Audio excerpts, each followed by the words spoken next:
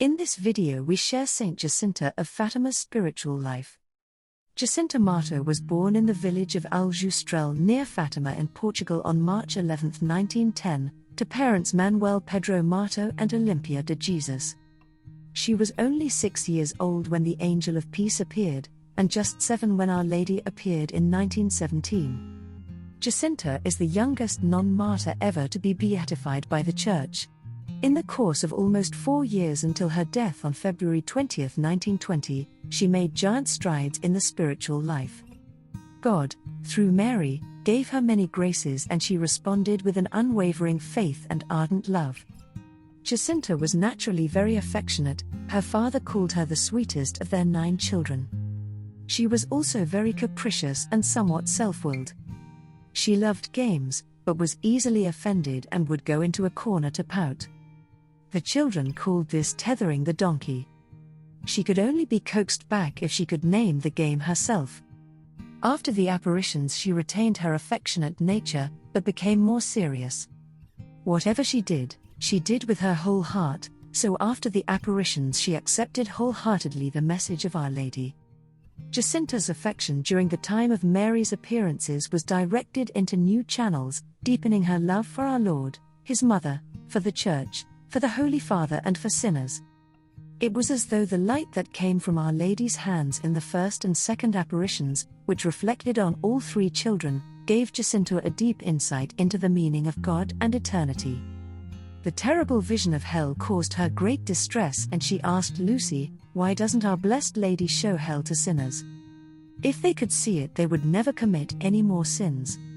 She had a deep trust in Mary's advice to pray very much and make sacrifices for sinners, for many go to hell because there are none to sacrifice themselves and pray for them. The spirituality of Jacinta may be said to rest on a threefold basis. 1. Devotion to the Holy Trinity, expressed in the prayer to the Trinity taught to the children by the angel. 2. A deep devotion to Mary, especially to her Immaculate Heart, due to special graces given her by Our Lady. 3. Devotion to the Eucharist or the hidden Jesus. Jacinta made her first communion some time before her final illness. During her illness, she told Lucy, "I love our Lord and Our Lady and I never get tired telling them that I love them. When I do that it seems I have a fire in my heart, but it does not burn me." As her illness progressed and she was too weak to attend daily Mass, she told Lucy, "It doesn't matter. I want to go to make up for those sinners who will not go even on Sundays. Do you know, Lucy, our dear Lord is so sad and Our Lady told us He is already too greatly offended and we must not offend Him anymore, but nobody listens and they just go on committing the same sins." Near the time of Francisco's death, Our Lady appeared and asked her if she wanted to come to heaven then, too, or stay on earth longer to suffer for the conversion of sinners.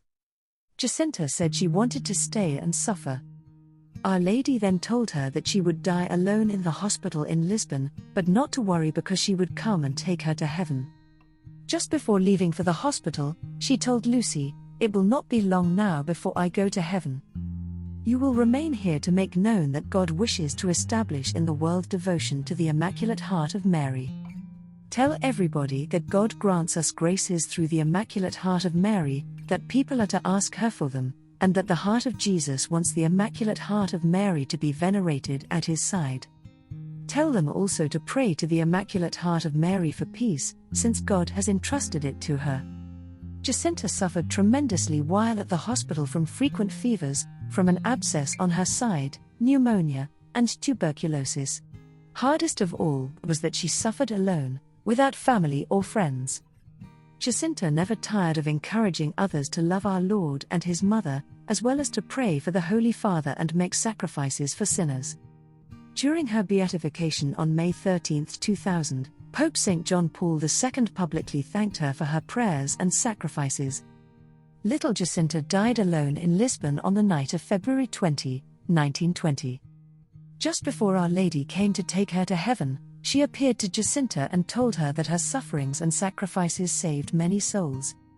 When her grave was exhumed so that her body could be moved to the parish cemetery of St. Anthony in Fatima, her face was found to be incorrupt and she exhibited a sweet smell like bouquets of flowers.